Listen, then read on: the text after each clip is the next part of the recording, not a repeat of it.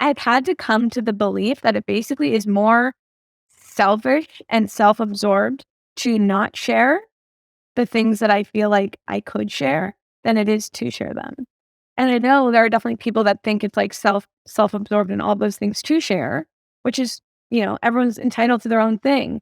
And there's definitely like an element of thinking that your thoughts are valuable enough that other people might want to read them. Like you do have to believe that on some level. But I also think making it less like egoic in my head and just making it less about who I am and my identity and more about like what I can get onto the page and hopefully channel.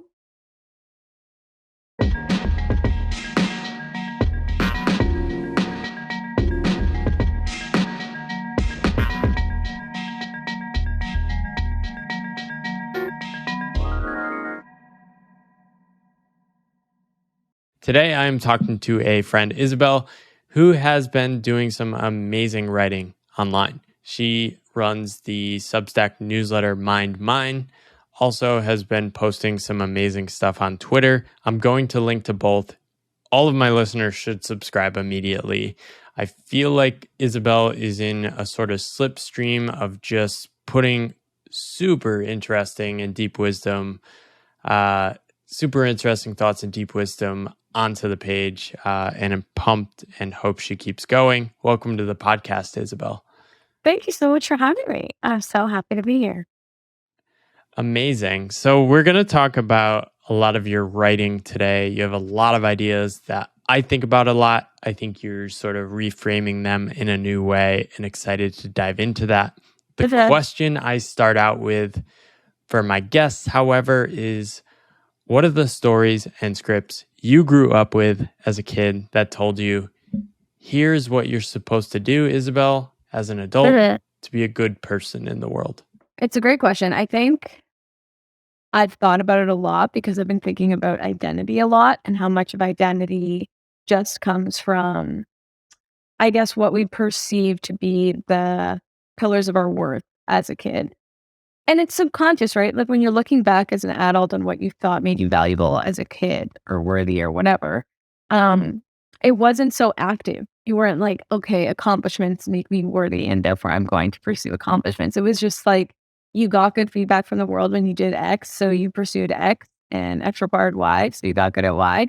Um, so I also do think though that from a very young age I was very self-motivated and like driven. And even when I talked to my parents about uh, how much pressure they put on me or like if they had to convince me to do things, they always very much said that they didn't have to push me much. So I'm cautious to attribute what I am going to describe as the um, thrust of my like perceived worth as a child to anything but myself. Like I mean, obviously it was affected by my environment, but it wasn't like being pressured by my environment to do things. I think it was just me observing the world and perceiving what was going to like get me somewhere that I thought was quote unquote good or valuable, or important. So I think that I thought basically like hard work and success were important. And I guess I define success as doing well in school. I was in competitive gymnastics, so doing well gymnastics, just getting good results in whatever I was being tested on, which again was mostly school, but also felt like conversations in life. Like I felt that from a young age, I kind of perceived those to be really potent sources of almost like hacks for life. And I definitely couldn't have said that at the time, but I was always very inquisitive and curious around older people, like adults, my friends' parents. I like loved asking them questions and always went along very well with parents. And I think that was kind of part of some younger self tapping into this wisdom that I didn't like know how to describe at the time. But I guess back to the actual question, which is, what did I think like made you good or made you worthy? Yeah, I think it was just like performance, and that was mostly being derived from school and athletics. And I thought the harder the thing that you could do and that you could excel at, the better you were. And so you should always be pursuing the thing that is hardest. if you can do it. And I think that that was like maths and sciences to me when I was younger because it felt like, I don't know, the common dialogue around it was like, if you can do those things, then you're quote unquote smart. And if you're smart, then you should do these smart things. So I actually say that I don't think I had a lot of touch with my interests in high school because I didn't think that they were that important. I just thought whatever the hardest thing was the thing that I was not interested in, but like should pursue because honestly, like my results were pretty consistent across all of my subjects. And so I didn't have a heuristic of results as an indicator for interest. It was just like consistency. And so I should pursue what's hardest. And that was like math, science. And then I went into engineering for university. So yeah, that was kind of, I think it was like hard and good results. I like that. I remember one of the first things I read, you wrote this essay about ambition. I think you shared it with me a year ago. And True. I Yes. resonated with this. My parents didn't push me super aggressively. That's so common in other people's stories, and they have to sort of detach and detangle. But a lot for me was this self imposed do these impressive things. And uh, in some ways, it was easier to untangle with that, but harder because I had sort of short circuited my own curiosity. It sounds like you had lost short circuited your connection with your interests too. Um, what was your thinking? I mean, I know you ended up in finance. That is a common path if you're trying to just be super ambitious and do hard things. What drove you to want to break into that industry? Yeah, it's a great question. I think it was part thinking that finance probably was valuable and high status and the things that tend to push people in that direction if they don't have native interest there. And part serendipity. I didn't really know where I wanted to take engineering, though I was pretty sure very early that I didn't want to do engineering as like a career. Um, and I just kind of happened to stumble into the world of venture capital within my first like year internship. Basically, after freshman year, I did an internship at a venture capital firm, and honestly, I thought it was super cool. I was like, "This is great! I get to learn about these problems I didn't know existed. I get to be very involved in these like important and significant and executive decisions." And I actually really liked like that. Basically, felt like research was my job in a way and learning about these industries was exciting. Also because, like, my exposure to that point, I was, like, what, 18, was just studying. Like, so that was so novel, actually engaging with the real world and learning Yeah. about things. I mean, obviously, I was reading and everything, but in terms of, like, practically applying my skills, I wasn't doing that much outside of, um, school, though I did in university end up, like, getting into managing, like, a cafe on campus and doing, like, other things. I think this was my first taste of, like, "Oh, this is a way I could engage with the real world that's actually really interesting." So, I would say that that was true and wasn't, just, like, a sort of status motivated interest, but I also felt like I wasn't sure exactly how I could be in that world in a way that was very true to like, areas and subjects that I was interested in. Um, and also I wanted to, like, try different things. I knew I was initially, like, very drawn to the world of startups and venture capital because it just seemed like, in a way, that was, like, the professional Olympics of jobs where, like, the highest performing people seemed to congregate. And I was always very interested in kinda, like, being near and around that group to try and learn what like, how they thought, basically, and how they functioned. So, I would say that was, like, my first taste of finance, and then the following summer, I did, like, an entrepreneurship program at my school where we kind of, like, started a venture over a summer, and then the following summer, I went to Singapore to work at a startup. But, basically, I was kinda cluing into this whole pursue banking and consulting thing just being like a low friction funnel for high achievers in around 2nd year. And I was very suspicious of it because I felt like everyone that I met that was trying to promote these jobs to us, like, didn't really seem to like them that much. That was my impression of it, Yeah. and I could be wrong, Uh, so, like, I mean, it's probably true, right? I think a lot of these people volunteer for recruiting things to sort of escape the day to day grind. yeah, So they're often showing up on right. campus like slightly relieved, but not fully in it. Uh, so that's interesting. I think I was attracted to consulting for the similar reasons and actually Mhm. enjoyed it at Yeah, first. But I love this part you wrote.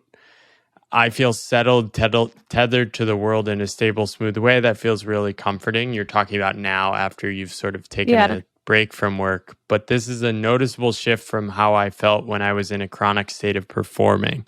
So eh, how did you go from being in there actually enjoying it to this chronic state of performing? yeah.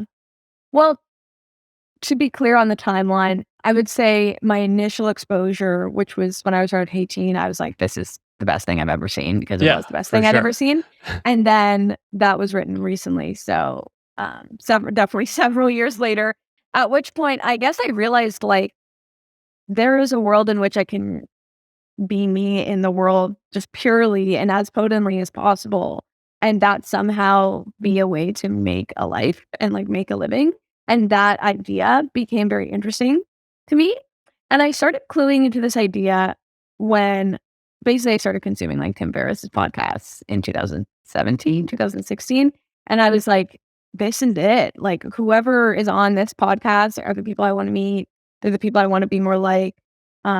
I just didn't realize, like, how many people were out there doing these non-obvious, unconventional things and, like, absolutely thriving and giving their knowledge away for free on, like, podcasts and the internet. And I got very into that world, like, the entrepreneur, like, whatever, content consumption funnel that you Yeah. get put into when you start consuming Tim Ferriss, basically. And, Same thing happened to me in about 2014. And yeah, there's something magical about podcasts.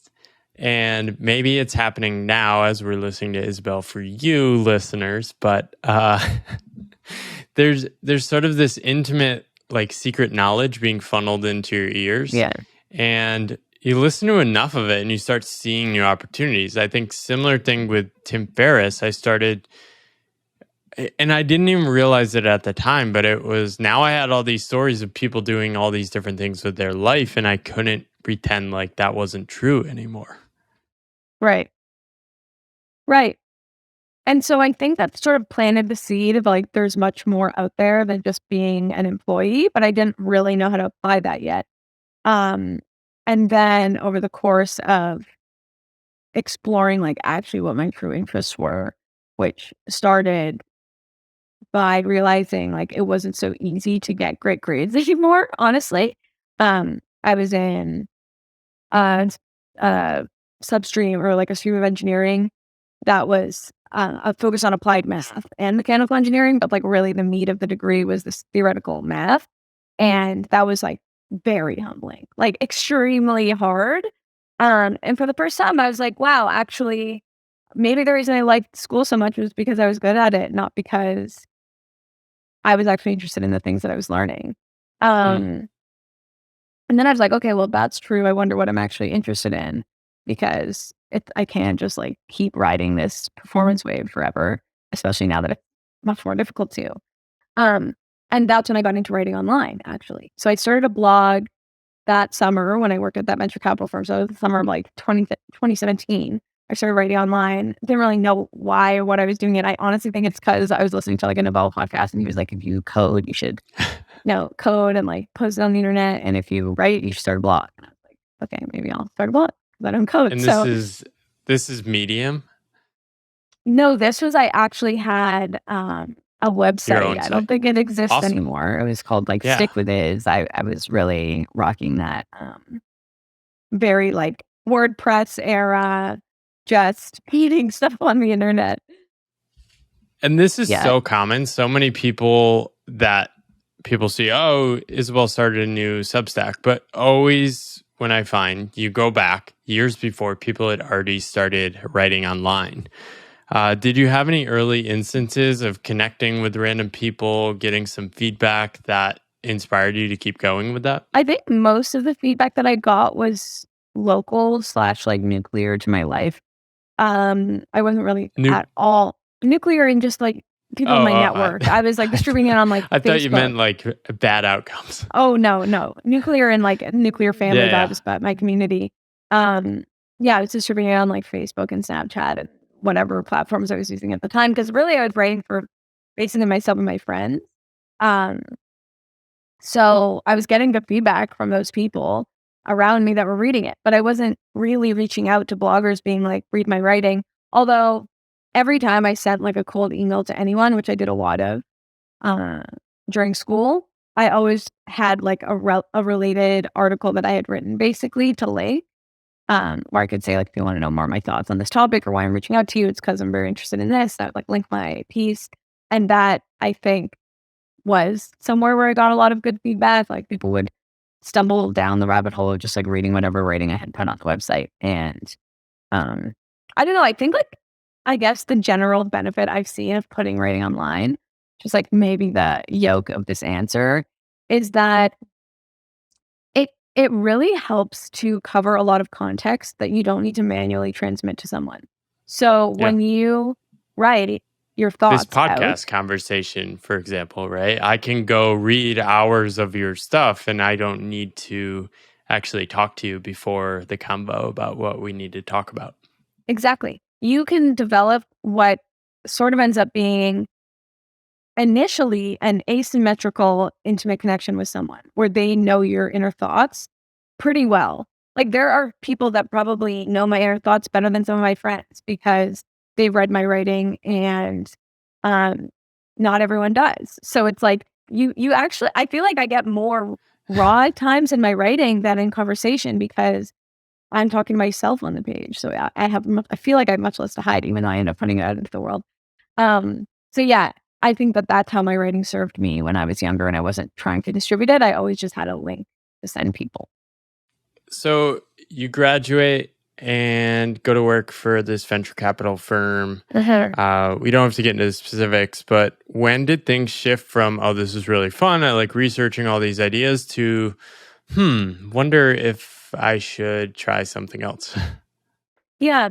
So I actually really enjoyed what I was doing. And actually, I should rewind a bit. So at the beginning of my final year of school, I had just come back from Singapore, which was like my personal enlightenment, I think, or the seed of it. Um, Travel's so common. Yeah, except it wasn't really travels. It was like I was actually very stationary. Like I was basically in Singapore for 3 months and I knew very few people. And I spent most of the summer reading and writing, like all day reading and writing. I read like, I just read like all those books that you start reading when you're like, maybe I have some special thing inside me that I need to like figure out what it is. So I can figure out how to cultivate a path. Like, Monk Who Sold His Anything that stood Ferrari. out? Yeah, Yeah. like Monkey Soul Sorority, Man Search for Meaning, like Essentialism, like 4 Hour Work Week,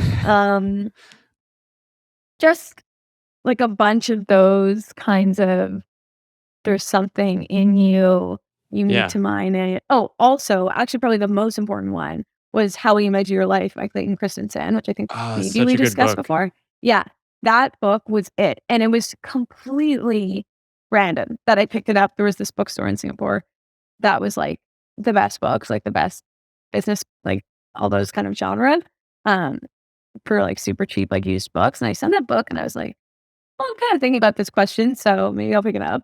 And then it turned out I didn't know he had written like Steve Jobs' favorite book, The Innovation Dilemma. I didn't even know that at the time. I was just like, I like this title. Um, and that was probably the most life-changing book at the time because it was super right time for me.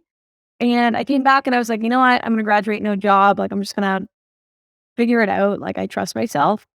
And then my opportunity came up and I thought it was a really great opportunity. And I also kind of had one day thought like maybe I'll go back to venture capital because it seems like a really cool place to meet the right people and to be exploring um really interesting ideas.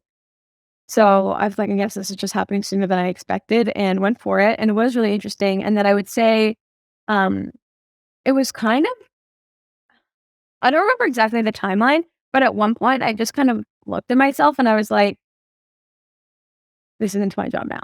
I was just like, I don't find myself very interesting right now.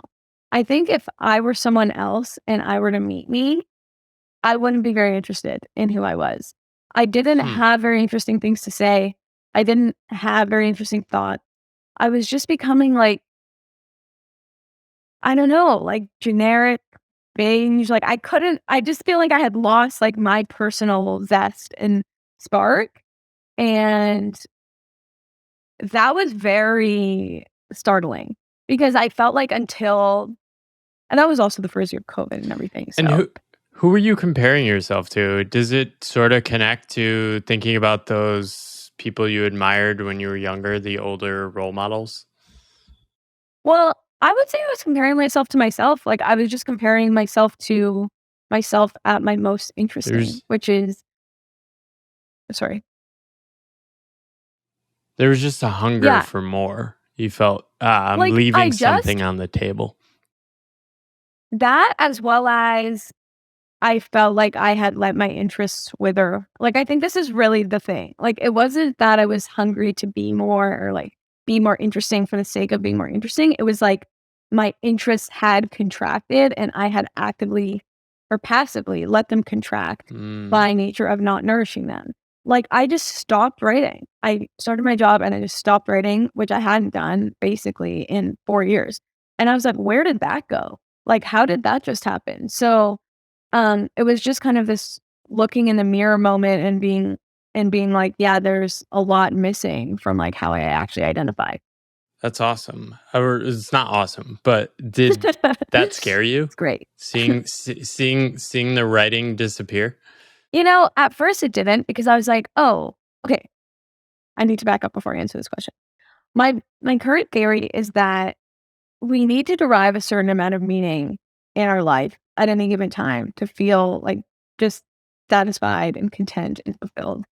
And at the beginning of, like, starting a new job, I think it's you're just learning a lot. So you can get a lot of meaning from just existing and doing your work, and honestly, your brain is, like, super activated, like, there's just so much new stimulus and new information to learn, and if you're interested in it, then it's doubly exciting, like, you're just getting a lot of meaning from, like, something like that, even if it's not your, like, Yeah, end game thing, same. which is why I think people tend to have a lot of their, like, meaning crises around 1 or 2 years into their job because they realize, like, "Oh, now that the novelty of this has faded away, how much of the actual meat of this phase of my life, of this role, of this whatever environment, wherever I am, is really what's meaningful to me." So, I think at first it didn't alarm me that the writing stopped because I was like, "Oh, the writing was just something I did to supplement meaning because I wasn't, like, diehard interested in every single course that I was taking. But now I'm interested in my job, so, like, I don't need to write."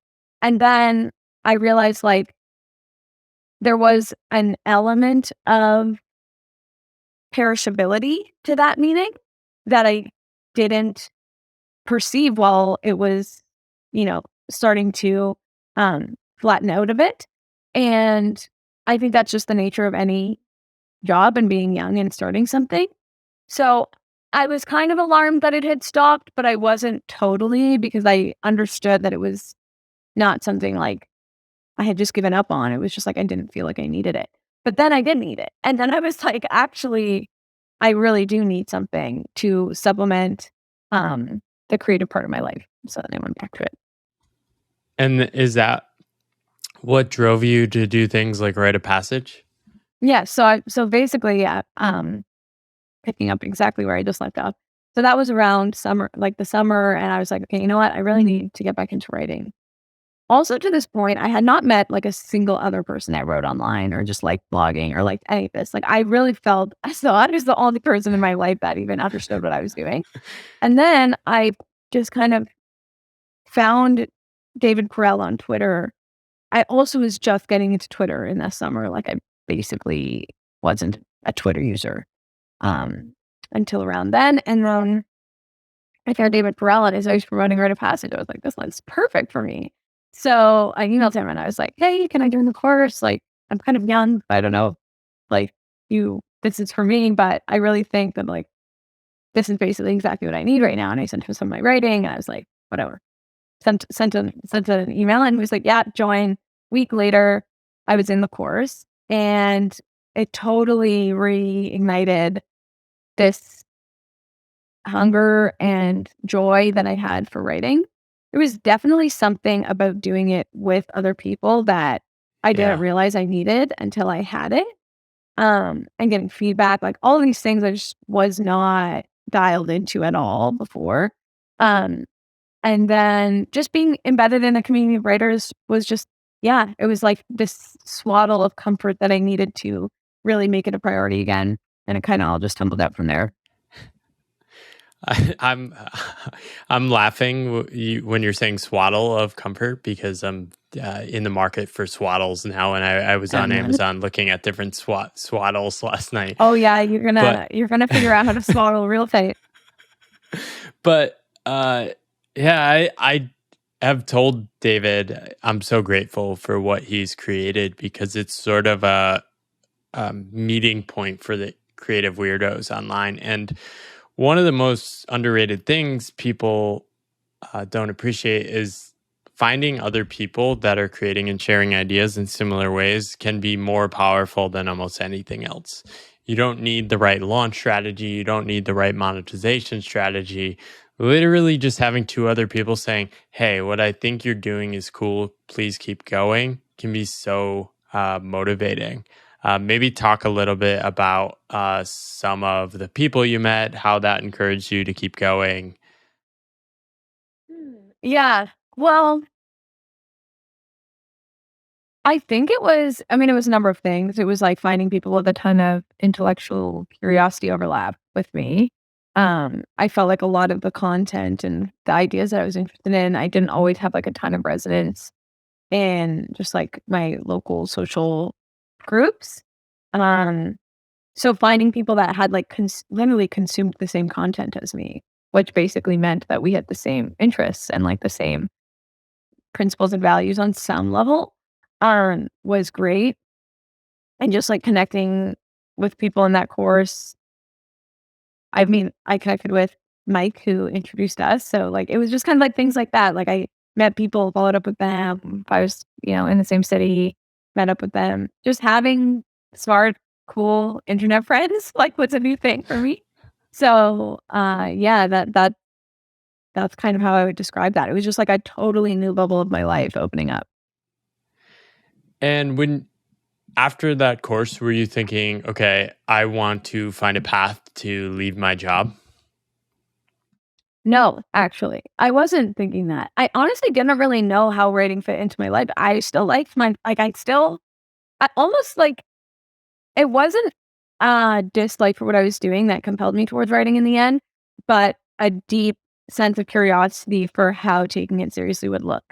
Um, and I think that's a distinction worth making because yeah, I was not in pain from actually not necessarily like it wasn't the contents of my day that were causing me to question it so much as the curiosity of what my days could look like if I gave my full attention to something, which I had basically never done because I'd always been splitting my attention between things. Like as soon as I started writing, even in school, I was no longer focused fully on school. I was focused on school and writing, and I was also like doing other things. So I was like, what's it gonna look like if I just put all of the energy that I have into one thing? Like that was really the curiosity that I had. And it could have been work, but it wasn't gonna be work because I knew I had this writing interest and it wasn't like dying. Like every time I tried to kill it, it somehow started back up. So I was like, I guess it has to be writing then. So it was actually the decision that I wanted to see how powerful it could be to just do one thing that ended up helping me make a decision. I don't know if that answered your question, but that really was it. Yeah, Yeah. it does. I think so many people that write see over time that it sort of creeps up on you. And then you realize, oh, this is a thing, right? And so I can look back on my path and say, I've been writing consistently my entire life. I just never Right. connected the dots. It was like, oh, I'm just doing this blog or I'm writing for this Yeah. thing. I'm writing this article for fun. And then it's, oh, this is the source of so much of my energy and wisdom and like this connected state. Um, so talk me through like eventually leaving your job and deciding to kind of go all in on this writing chapter.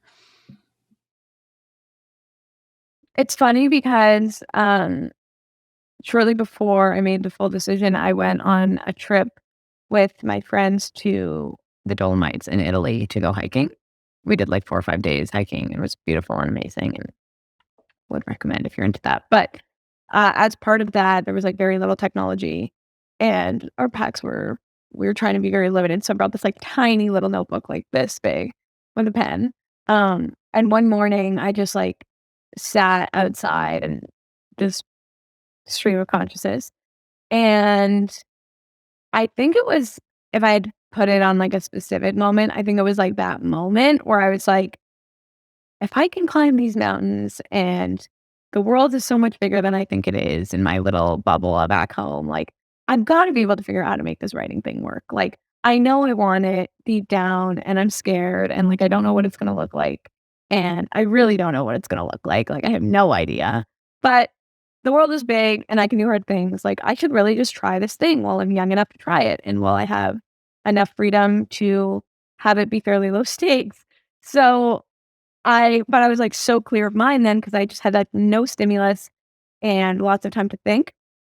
So I kind of forgot about that, like, kinda journal entry, and then I reread it fairly recently, and I was like, "Wow, I really just predicted every single thing that happened in the successive next, like, 3 months."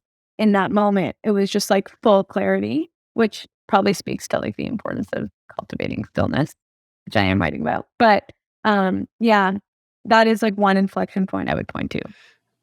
I love that. And your writing has been awesome. I've been reading it and I feel like there is something being channeled through it, which is really special. Are you feeling that? You know, I am feeling that, but I feel like it's been interesting because I feel like people have been saying that to me a lot, and there's an element of just it being so natural that I'm not thinking like, "Oh, I'm channeling something." Like, it's just it's there, like, whatever I'm writing is just in me and, like, in my I just feel like, I don't know where it's coming from. So, it's odd to think of it as a channel, but I do think that that's what it is. And I think honestly, like, something that has helped me share more freely is to view myself as, like, a channel and a container and not as so wrapped up in whatever the outcome of these pieces be like, whatever I'm putting out, like, it really isn't about me, even though it is my, like, writing and it's coming through me, um, and it very much is about me, like, when those words that I'm talking about my life, it's about my life, but me sharing my writing, like, when I make it about me in my head, it becomes much harder to do it,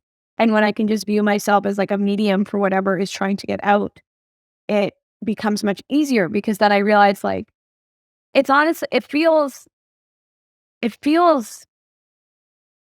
and this might be a hot take, but I don't know. I've had to come to the belief that it basically is more selfish and self-absorbed to not share the things that I feel like I could share than it is to share them. And I know there are definitely people that think it's like self-absorbed and all those things to share, which is, everyone's entitled to their own thing. And there's definitely like an element of thinking that your thoughts are valuable enough that other people might want to read them. Like you do have to believe that on some level. But I also think making it less, like, egoic in my head and just making it less about who I am and my identity and more about, like, what I can get onto the page and hopefully channel, as you said, has made it much easier. So I think initially I wasn't thinking like, "Oh, I'm a channel or I'm channeling anything," but now I would say I have moved closer towards that camp where I'm like, I honestly have no idea where some of this is coming from, and it just comes through me, and sometimes I read it back and I'm like, "Yeah, that I don't know, like, what state I was in when I wrote it, like, it is like, there is an element of, um, mystery to it, even to me. I love that. I totally resonate with the disconnect between what you're writing. I think I've had people say to me many times, wow, I feel like your writing has reached a new level. And sometimes people say that to me. It's sort of something, it's like, this, I didn't think this was that good, or I thought this was very obvious. And I think your writing has a similar element. I think you've said some things that they're written so simple and it's not a fancy sentence or something, but I read it and I say, oh, wow, that it's so obvious when you see it. It's like this portal Right. to a different way of seeing things has been revealed when you're the reader. Right. Um, One of those things, like as you said, related to this, you said once it's written down, it doesn't belong to you. Yeah. I love that because I am in the same camp. I think one of the most generous acts in the world is sharing your writing and ideas with other people. And people think it's your identity you've put on the page, but what you're really doing is creating these permission slips to other people to say, oh, I think this too, and it's not that crazy. And then, yeah, you wrote another thing. Eroding this psychological block is to decouple your sense of self from the work while Yeah. still expressing yourself through it. Such a Yes. subtle balance. How do you do that in practice? Wow. Um, no, it's a complicated question. There's an element of needing to be ready to have this insight click. Like, I think if I heard whatever I'm about to say, like 2 years ago, I would have been like, "This is nonsense, and I don't really understand what that person's talking about." So, if it doesn't make sense, like, it doesn't maybe need to yet, but I think this is true of a lot of things that I've read and learned. I'm like, "Okay, this is interesting, but it doesn't make sense to me yet." And then in the moment that I've needed something, I almost like know where to go back to find the thing that now is going to make sense. So this could be something like that for people. But yeah, so my belief around art, creativity, writing for me, that's my medium, my channel. Um, when I say it's a medium for self-expression, I mean, aside from all the like thought and identity cobweb stuff that like gets in the way of like true um clear, unthrottled, like, sharing in essence, like, how you feel literally in flow state, like, when you're in an amazing conversation where you're not thinking, like, "How am I sounding? What is this person thinking of me? What do I say to sound, like, good?" When you're not thinking any of those things, but you're just, like, pure pure output, like, it's going mind to mouth, like, without anything obstructing it. Um, I think that that's, like, when your self is being channeled, and I think when you're in your art and you don't have a sense of time and you don't have a sense of, um, what you're even making, when you're just letting it come out of you, like, that's expression. These are kind of extreme examples of expression. I think expression can be smaller things too, like how you design your spaces and how you dress yourself and all of these things that are small expressions of, like, your view of how the world should be, how your little world should be. And I think self-expression is very related to self-trust and intuition. I personally found, like, the more I've cultivated, like, a connection with my intuition and like my gut feelings, I feel like I have a lot more access to whatever it is I want to express, which is the self, which makes sense because like you're strengthening your connection with yourself and thus you're able to express it. How this varies from identity and like associating yourself too closely with the work is that you, I'm trying to think of the right words to say this. Well, Your work, maybe I can offer. Yeah. yeah, go So ahead. I think the way I think of it is, and this is sort of ties back to what you were saying before, is a lot of people see writing on the internet and they think they're reading like a news site and they're supposed to have like a take, right? Oh, that person's take is this and they think this, that's their identity, right? So when you're writing, you sometimes think you have to do the similar thing, but sort of like when I write something, it's sort of like done, right? And then you're releasing it, but you're still evolving as a person. And when you look back in your writing, you always say, oh, I'm a slightly different take than that. So, in that sense, as long as you're not um, building your life around what you say in your words, you can kind of have this continuous conversation with the world. Yes, I think what I would add to what to this, like, sort of, because I guess I understand why this is confusing to people, because what I'm describing is your art being an extension of you via self-expression. So if your art is an extension of you, then how could it not be attached to who you are? But I think what I'm trying to get at is that, like, your container is not defined by the things that you create. Like, you're not as good or as bad as, like, what people think of your Mm, creations. You're not you are not your value is not derived from the quality of your work and what your work is. And when you can kind of separate your sense of, like, self and your value from what you're creating, you become much less heady about it. You become much less, like, analytical about what you're making, and you actually get to channel pure creativity because you're just playing. Like, art is play. So if you're just letting yourself be expressed through this thing, like, very naturally, very organically, very seamlessly, then the truest part of you gets expressed in it. And if you say, okay, it's done and it doesn't mean anything about me, and I don't have to worry about what people are going to think about me, Isabel, because of this thing I'm putting out, then you feel free to put it out, like, right away. Like, you don't have to do this negotiation with yourself. And, like, I think that that's worth saying, because I felt for a long time that my decisions and my art and all of these things were like this, like, just said these deep, deep things about me. And that slowed down a lot of my life. Like, that just added a lot of friction. It made me much less sure of myself, because I always felt like everything needed to be logical and pass through all of these different decision trees and, like, gates of matching my identity, like, matching my self-image. And when I kind of let go of that and just said, I am this thing and I am creating this other thing, and I want this to be as good as possible because I want to put my full self into it. But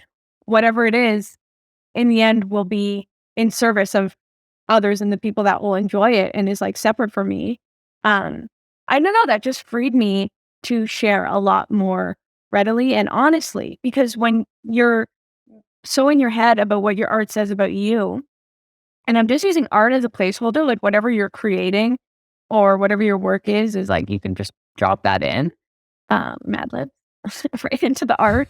But when you're so worried about what it says about you, it just gets obstructed by, like, all of this literally, like, cobwebs of thought that you need to work through. And it just shrinks what it can become, because you become so attached to this image of a person that it represents, instead of just letting it be art and, like, be in service of the people that want to enjoy it and that can get something from it.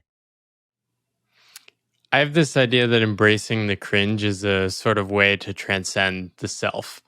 Uh, Yes. I think you've written a bit about embracing the cringe, and I think this is the thing people that hold people back, because inherently, when you start, your stuff is going to look silly to other people. Um, how have you thought about embracing that? And you also have just these amazing simple phrases. You have a couple you've written: follow what felt right. That was all you're trying to do, right? And then during a Yeah. holiday, you were saying, I'm just going to do creative things I enjoy. Right. And Wow. I forgot about that it's just piece. Yeah. these simple mantras to remind yourself, like, there's nothing, that's it. That's You know all what's you have so to do. funny though? When you say that, like, what strikes me about both of those that you pulled out, that is, like, pure child. That is, like, pure inner Yeah. child. Like, Is it's that just all follow what life felt is, right. though? I mean, in a way, like, I mean, I'm hesitant to say anything is all of what Well, life is, but I think a big part of it is recapturing childhood as an adult, with maturity. so one thing you wrote after you left your job, you're just saying, oh, I'm just redeveloping all my preferences. Yeah. Right. And I've seen this in sabbaticals and when people leave their job, they're just reminded, oh, I like these things. I forgot about them. How much of it was that for you too? Um, yeah, I mean, I'm trying to keep track of all the things that we just asked, but I have a few different beliefs on that. I think that when you're performing, which is to say, when you're portraying an image of yourself that isn't what you truly want to be or how you want to act or what you want to be doing, the parts of yourself that you're not nourishing start to wither, they start to contract, they start to basically die. And slowly, it's not like death, but I think the self is just like the sum of all its small parts. And when you let some of its small parts begin to fade away, then you basically lose access for them, at least temporarily. You lose access to them at least temporarily. And then if you decide, okay, wait, I really want to rebuild these, they're much smaller and lesser than what they once were. However you think of them, like, oh, I had great taste in X, or like I was so into Y. You literally have to like throw sunlight and water on that again and really like nurture it as if it's like this new thing, for it to grow back into what it was and then hopefully beyond. So I think when you suppress certain parts of yourself for long enough, they respond by just like stopping to send their signal. And that's what I mean by Mm. preferences. It's like your signal, your inner signal just gets weaker when you stop listening to it. So that's what I've been very focused on, is like cultivating, nurturing that, honoring that, and like paying attention to it. Something I heard recently that I'm really like just trying to develop my thoughts on. So maybe just bring it up in a podcast, but Yeah. um, is this idea that like just like a very anti-emotions take, like an anti-feelings take, that like acting from emotion demonstrates a lack of wisdom or something. And I was like, is that true? Like that feels very untrue to me based on my experience. I feel the most in my truth, whatever that means, the subjective thing that we're all going to define differently. When I'm paying attention to my feelings and emotion, when I'm not doing that, when I'm suppressing those things and saying, this is like a useless signal, it's just product of evolution and doesn't mean anything to me now, and I should just do pure, like objective, like logic, and not think about anything towards emotion. I feel so far from myself, like so far from myself that I almost don't feel like I have a self, because I'm just becoming this completely programmed thing that is could be anyone. Like I feel like emotions and Mm. feelings are what makes us us. Like that's the unique part of you, and I just don't understand how acting in alignment with what you truly feel, because what you truly feel also points you to your true interest, which points you to the thing that you can do best, because we can only do best what we're actually naturally interested in. If you ignore all of that, then you just become some like generic person that is not doing anything very interesting at all, because you're not even interested in the things that you're doing. They're just outputs from like a decision tree that was objectively generated. That was a bit of a tangent, but yeah, I just think I everything comes back to feelings, which is child and inner child. I love this. And I think your recent essay, the toxicity of the toxic trait, actually brings this alive in an even more powerful way. Because when you say true feelings, I think a lot of people have short circuited their emotions at the For deep sure. level, the deep level you felt in the Dolomites, right? That is like the deep wisdom you're talking about, I think. But Yeah. the reactive, like, oh, I'm just this way, or I like this thing, or I don't like this thing, I think people sort of get stuck at that layer.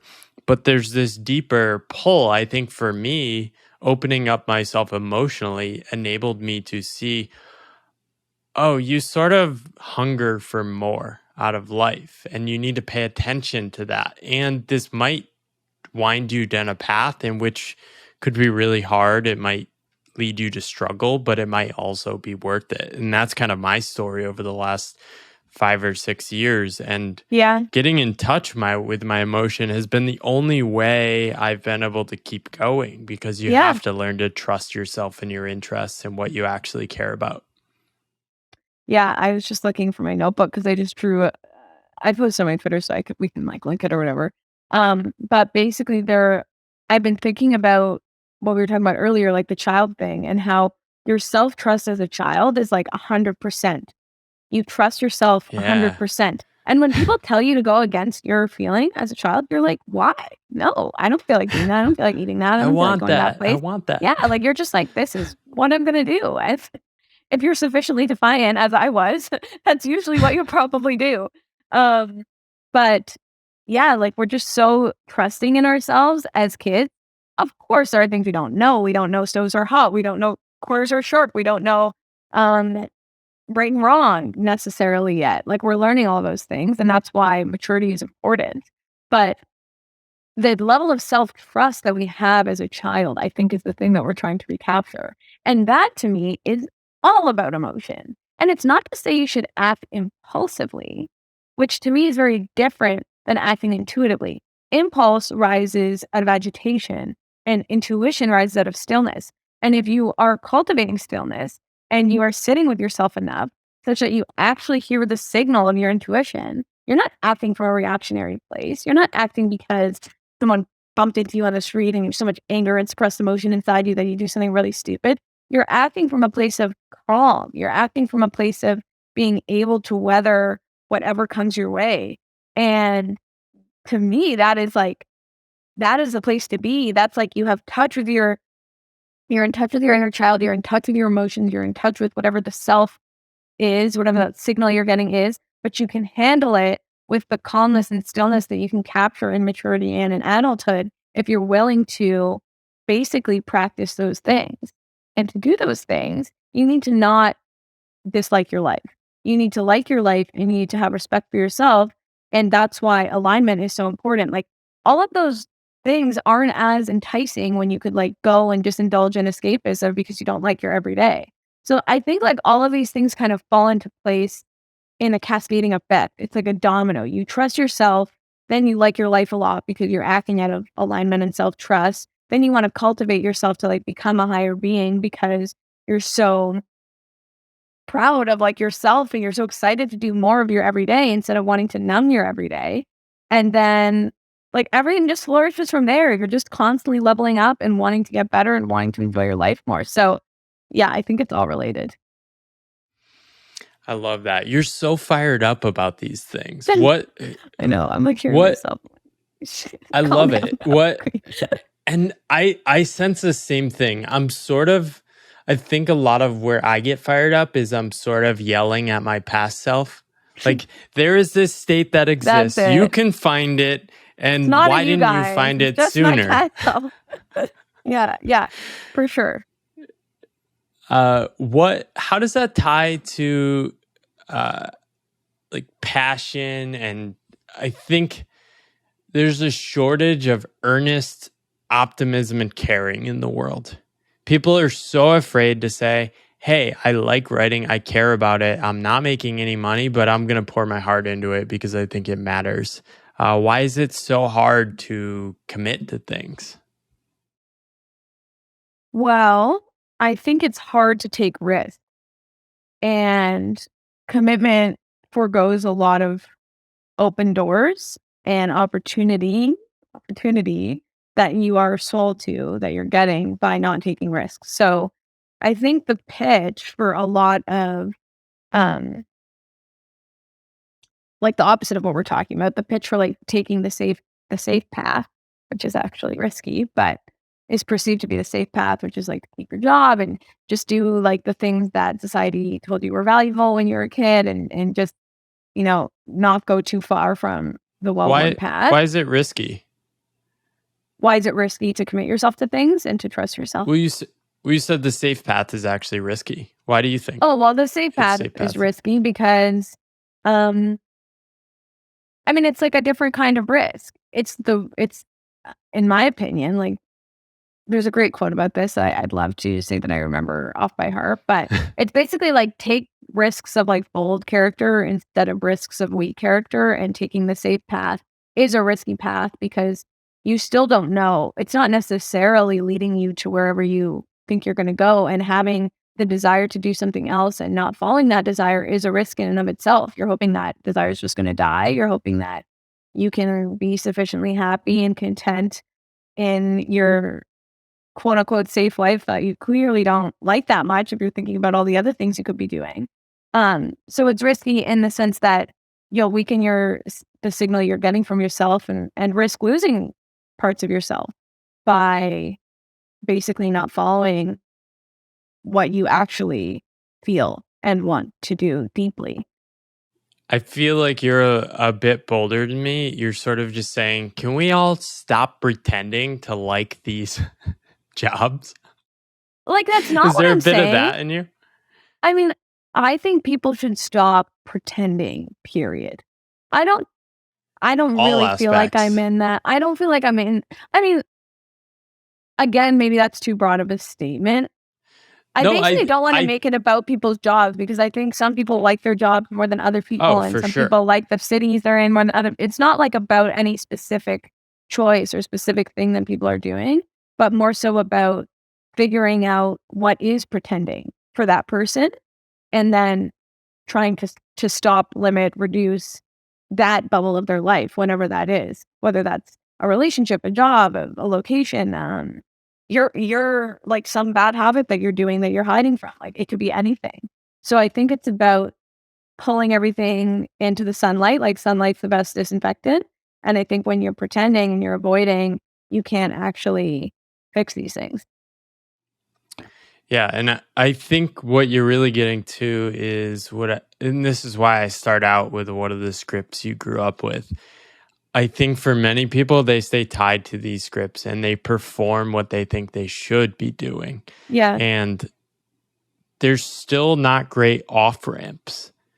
And this is why I think places like Rite of Passage are actually more incredible than people think because it's this off ramp to see the world in a new way and then find other people who are saying, yeah, we can adopt these new ways of seeing the world together. And there's so much opportunity for leaning into this into the world right now, and I think that's the thing people are underestimating is that there's a lot of upside to in thinking and seeing the world in the new ways and embracing your creativity that I think a lot of people are still underestimating.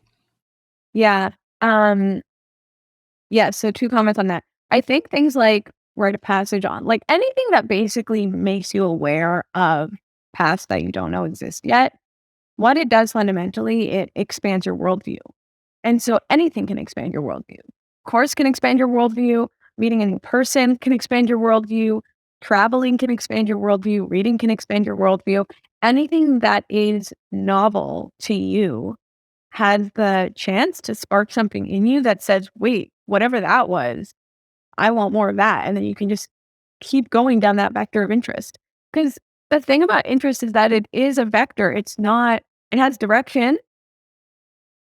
It has magnitude in terms of the potency. The interest is maybe the magnitude, but you don't know where it's going to lead. Like you don't necessarily know the destination you're going to get to with your interest, but you have a direction to follow. And as long as you take the next step, like the next step kind of appears. Um, so I think that that's what anything that expands what you think is possible does. And that can be content, that can be courses, that could be communities, that could be all of these things, people, accounts on Twitter, like whatever it is. And just back to the stories you're told when you're younger, I think this is an interesting point. I am very fortunate. I had two amazing parents, love your mom and dad. But seriously, they like definitely, I would say, I mean, they expected a lot from me, but I always felt on some level that there was a trust in me, like that they trusted me to make the right choices. Um, there was a level of not getting too involved in my things, and maybe that was just because, on some level, I was a self-sufficient kid and did well in school and did all the things that parents want their kids to be, but I also like, even when I quit my job and did this, which was like, I'm quitting my job to do question mark, basically. Um, yeah, explaining that to my parents, I was like, "I don't really know how I'm gonna do that," but they took it pretty well. They were like, "Okay, well, I'm Wow, sure you'll figure it out, like, you're you, so, like, you'll do it." And I feel like that was, like, honestly, probably the most important vote of confidence of, like, that's anyone, so maybe cool. including myself, because I was just kind of taken aback by the fact, like, because I guess how I would have answered your question a while ago is, like, I viewed myself as valuable for my achievements because I was getting a lot of, um, like, praise and reward for my achievements, but when I look back, I actually think I was just getting love, like, period, and, I think, achievements maybe made that a more frictionless medium, and there was a lot of opportunities and everything, but I just think, like, my parents loved me a lot and they trusted me a lot. Maybe a part of that was the achievements, was just proving that I could like do the things I wanted to do. But I feel like good parenting is basically letting your child become their true self and in a way trying to help get those obstacles out of their way to become their true selves, not excessively because like friction and resistance are clearly good. But and I don't want to say clearly good, but I do believe that like resistance is important. Um, but yeah, I think good parenting is really about like letting your child do their thing. And I think a lot of challenging things come in early adulthood for people that didn't feel like they could be what they want to be, and feel a lot of obligation to the narratives that, as you're alluding to, they grew up with. And I really like bow my head to the people that are like unraveling and figuring out what their definition of success is after having such a rigid definition of success growing up. I mean, we all did to some extent, but it's hard work, like figuring out what success is to you. So, Definitely. And I'm still figuring it out. Unpairing from the default path is only the start of a new journey. And I yeah, think similarly, I grew up with a lot of love from my parents. I think yeah, slightly different though. They were surprised when I expressed some of the freedom that they enabled for me. They're yeah. like, wait, wait, you're gonna like go really just follow what you want? Yeah. But yeah, a lot of what they did has enabled me to thrive on this new path, and I think they're starting to see that, which is really cool. Yeah, But for sure. um, I mean, there was definitely what? confusion. I don't wanna act like it was, so seamless and Oh yeah, yeah, they threw me a quitting party or anything, but they were just kinda like, "We're not gonna dissuade you, so we might as well accept this decision." Um, me but yeah. me and my wife joke that our daughter is probably going to be like hardcore, like want to become a CEO and make fun of us for being self-employed. She'll just like rebel against what we're It goes doing, like but that sometimes.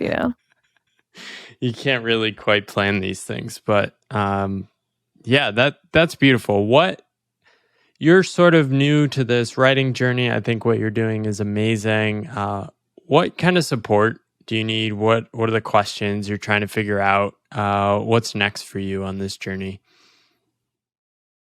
Um, I think one of my biggest strengths and like most of our biggest strengths can also be like something that leaves a void in other parts of your life is that I think I'm naturally a very present person. I think something that I didn't realize was that I was very present until like, yeah, I guess it just feels like a lot of people don't have that. Like they exist in the future and the past a lot. And I obviously do that to an extent and like probably more often than I'm aware of.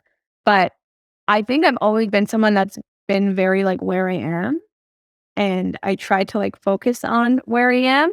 And I have That's goals and great. like goals, but I think when I get too in my head about where it's all leading on too macro a scale, um, it just takes me out of the moment and like it takes me out of the ability to continue doing the thing that's making everything work, which is have my attention in the present. So I'm hesitant to answer it because I have got some ideas of where it's all going and what next steps are and everything. But I think the next step is to be in the next step, which implies that I need to be in this step. And I guess what I mean by that is I'm hesitant to project. And I just kind of think like it will all be dependent on my ability to continue being present and doing what I'm doing. I love that. I actually think this is the right way to have goals. I think For far too sure. many people start to short circuit or fast forward and end up burned out. Uh, Once you've found the work worth doing, uh, just build your life around that and let Mhm. it rip, uh, and see where it takes you. I think that is so fun. I had this feeling in 2018. I sensed that writing was really important. I couldn't explain it to anyone, tell anyone where I was headed. I didn't have any goals, but I just came up with this mantra: write most days, and still doing it, and Still doing it. seems to be doing okay. And it's cool to Yeah. see other people finding similar things. Like I'm so inspired by people like you that just dare to follow this kind of path. So keep Hey, you going, and too, we'll be Val. rooting for you. Um, yeah, I do maybe want to add like one layer of nuance that I think directionality is important. I think Yeah, having a sense of where you're going while not knowing exactly what the place you're going to get to looks like to the T is important. I think like speed, no direction, just motion, that's not where you want to be. You want to be like having velocity, which is like speed with direction. And I wrote a piece about this called Forward Momentum. And it was all about finding a place where you can build forward momentum. And I feel like that's what I'm doing. I'm like moving in this direction that I trust and that I like. I don't know exactly where it's going to end or where it's going to stop or if it's ever going to stop. To your point, you're still doing what you decided in 2018. But I feel like I'm in the right direction. And that's kind of the most important thing to me right now. I love that. Where can people learn more, find more about you? Yeah, Substack, I guess, and Twitter. Twitter, I'm pretty active on, perhaps too active on. But yeah, Isabel Unraveled on Twitter with one L on both the Isabel and the Unraveled. And then on Substack, my Substack's called Mindmine, MINDMINE.substack.com. So those are probably the two best places to find me right now. You'll find me often. Fantastic. Thank you for joining. It's great talking to you today, Thanks so much Isabel. for this conversation. This is great. I think I had a little more energy than I expected on some of the answers, but hopefully you got something good. And I thank you love for it. having me. Great questions, Paul. Thank you. Hey there. Thanks for watching that episode of the Pathless Path podcast in video form on YouTube. If you want to see more episodes, you can find links to further episodes up here, or you can subscribe over here. Thank you for your support, and I wish you luck on your own pathless path.